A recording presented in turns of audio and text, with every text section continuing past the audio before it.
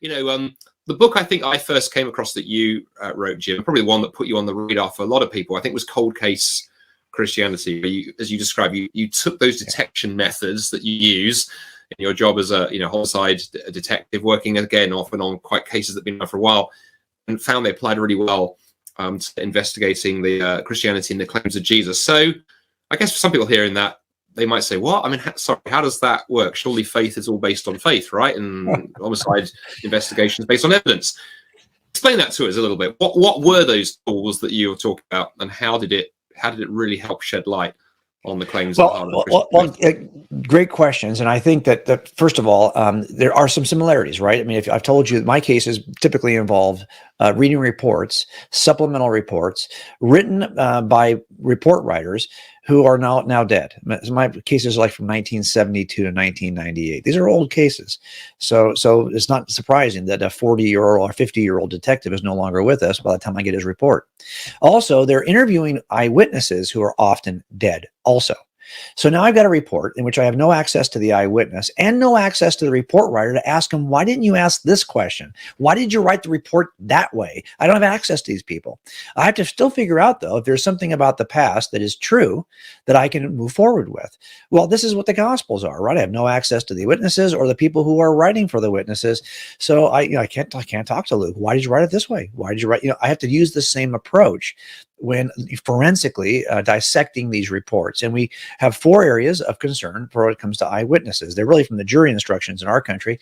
The jury instructions in California offer jurors 13 questions to ask in their own head when assessing the claims of eyewitnesses. And they break down into 4 major categories. Were they really there to see what they said they saw? Can they be corroborated in some way by some form of corroborative evidence? Have they changed their story over time, or have they been honest and accurate? And finally, do they possess a bias that would cause them to lie to us? That's what we assess.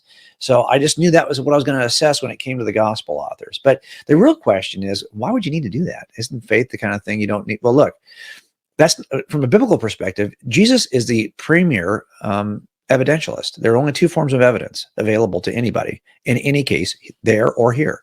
That's direct evidence, that's eyewitness accounts, and 2, indirect evidence, that's everything else. So DNA, that's indirect evidence. Fingerprints, that's indirect evidence. The only thing that counts as direct evidence is eyewitness accounts. Now, you could say, well, I don't know if you have no hard evidence for Christianity. That's not a category. The only categories are direct and indirect, and Jesus masterfully used both. He consistently relied on both. In the Gospel of John, if you don't believe what I'm telling you, at least believe on the evidence of the miracles I've worked in front of you, indirect evidence. 2 have testified before. John the Baptist and my Father have testified. He's looking at direct, and who does he pick? He picks disciples that he tells, even Thomas, blessed are those who will believe what they didn't actually get to see what you saw, but they still will believe on the basis of your testimony, he says. Well, that's an direct evidence. He's saying, I'm going to surround myself with witnesses that then will go out into the world. And by the way, when one of you leaves, like Judas, who does he get replaced with? Another eyewitness. That was the criteria. Peter says in Acts 1, somebody who had seen the Christ from the baptism to the resurrection. That's an eyewitness. It's direct evidence that is used throughout the book of Acts. Even Jesus spends 40 days with the disciples, giving them many more convincing proofs. In the Greek, that's the word we use for evidence. And that's in Acts 1. After the resurrection, really, like I need more evidence after the resurrection. Even John the Baptist, when he sends his disciples, John sent us. He's locked up right now, and he wants to know, are you the one?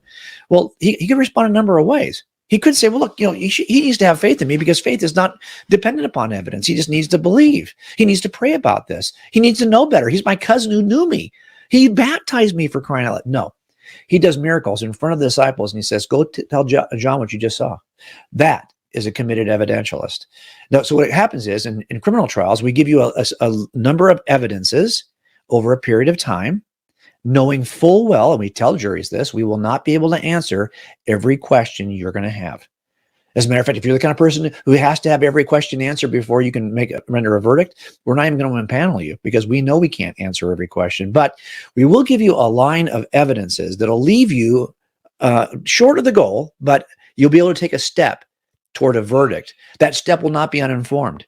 It will be informed based on the evidence we show you, but it will still be a step you're going to have to take after assessing the evidence. Now, in the Christian faith, we think there's the same kind of thing. Jesus gives us more than enough reason to believe this is true. The gospel authors record it, then they testify about it for years. But is every question? No, of course not. I have questions still, but I can take a step not called a verdict, called a step of faith across the end of the evidence trail to the conclusion, even though I don't have every question answered. That is very much what we're trying to do in our books, as we're trying to give you, look, there's still more than enough reason if you want to say, oh, I need it all, to deny it. But you've got enough reason to believe it. And that's why we call this a step of faith.